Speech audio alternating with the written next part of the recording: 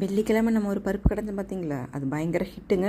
அது சனிக்கிழமையே வச்சுக்கிட்டேன். தொட்டுக்கிறதுக்கு பார்த்தீங்கன்னா மிளகாத்தூள், மல்லித்தூள், மஞ்சத்தூள், கரம் மசாலா, சீரகத்தூள், காஷ்மீரி சில்லி பவுட்ரு, இஞ்சி பூண்டு பேஸ்ட்டு, கொஞ்சோண்டு கடலை மாவு, அரிசி மாவு, கருவேப்பிலை, கொத்தமல்லி தழை, கஸ்தூரி மெத்தி போட்டு நல்லா பீட் பண்ணி பேஸ்ட் ஆக்கிக்கிட்டேன்.